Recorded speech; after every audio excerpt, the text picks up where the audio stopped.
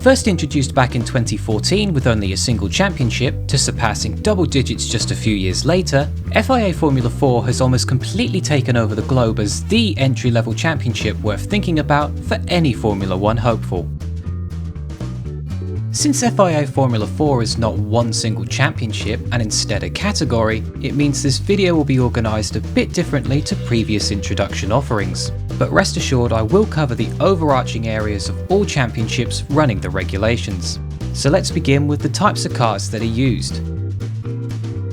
There is no one single car built for Formula 4, rather each championship gets to pick and choose between a number of different chassis and engine manufacturers.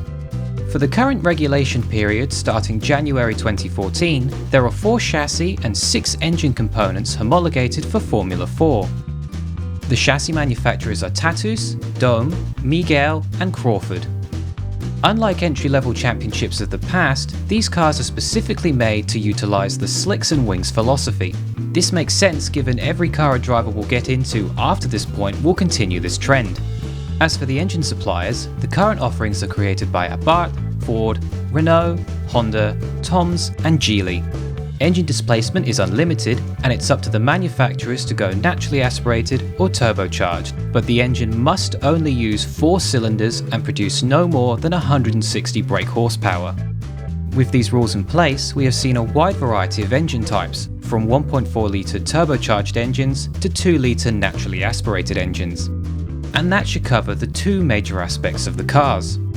As I mentioned before, the idea is that every F4 championship can pick any engine and chassis supply they want and it should just work. But in practice, it's a lot less complex. What actually happens is championships either pick a preset combination or use a combination created by locally sourced parts. For example, mainland Europe almost exclusively uses the Tatus Abarth combination. Meanwhile in the United States and Canada, the Crawford chassis is partnered with a locally built Honda engine. And in Japan, it's a Dome chassis partnered with a Toms engine. The outlier here is the Miguel chassis, which as of the recording of this video, has 3 different engine combinations currently in use: Renault, Geely, and the most popular option, Ford. It's a given then that all chassis and engine combinations should provide an equal level of performance. As there isn't any championships running multiple configurations, it means there's no way to test this, but given how tightly controlled the regulations are, it should be expected that all cars are around, if not the same speed. Perhaps someday in the future we will see a championship or event that will take advantage of the supposed parity between cars, but for now, let's continue on to what a typical race weekend looks like in Formula 4. Since there are so many championships, there is a variety of different race weekend formats in use across the globe. There are many similarities among them, so I'll discuss what an average weekend looks like. Usually an F4 weekend consists of 3 races per round. Deciding the grids for these races is usually through 1 or 2 qualifying sessions, with some championships utilising a driver's second fastest time to save on running more qualifying sessions. Another common method for setting the grid is utilising the reverse grid method. Different series reverse a different amount of drivers, but it's usually no more than the top 10 finishes. As for free practice sessions, this can vary between series, with some offering just a couple sessions, while others offer 4 or more across the weekend. So if we took the average from among this, it would be a few practice sessions, a couple of qualifying sessions, and 3 races, including 1 reverse grid race.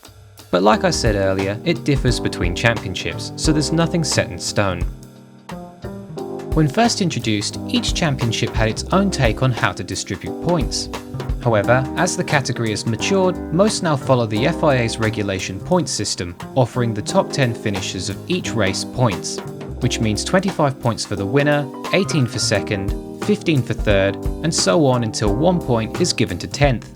There are some championships that still offer bonus points for both pole positions and fastest lap, as well as offering fewer points to fewer finishers for reverse grid races, but the majority follow the points outlined above.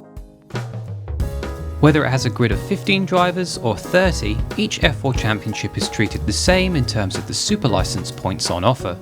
As an entry-level championship, the points on offer will not spring a driver into a Formula 1 ride, but it is still vital for drivers looking to get into a Formula 1 car as early as possible, especially if success is found at later levels. You never know, a driver may need these super license points later on in their career, so even though it's just a small offering, every little helps. Every championship is different, and since there are so many across the globe, I cannot go through each individual championship's availability on every corner of the earth. However, it is usually the case that these F4 championships, due to being less popular with television networks, will be available through online streaming. Whether that be through Facebook, YouTube, or a proprietary option, there should be a way for the average fan to watch each series with relative ease. Since its introduction in 2014, we've already seen 2 drivers make their way to Formula 1, with most of the next generation in the steps just below having taken part. It won't be too long before every driver arriving to F1 will have gone through Formula 4 at some point, whether they like it or not. And that should be everything you need to know about FIA Formula 4. Given how many championships there are, I've done my best to give a summary of what the average series offers. And since it is a worldwide category, there is always a championship running somewhere, so give it a try and you might just catch the latest star of the future. Thank you so much for watching. If you liked the video, then let me know and give me your thoughts about Formula 4 in the comments. Also consider subscribing to the channel if you want to see more videos like this. My name's Jacob, and as always until next time, goodbye.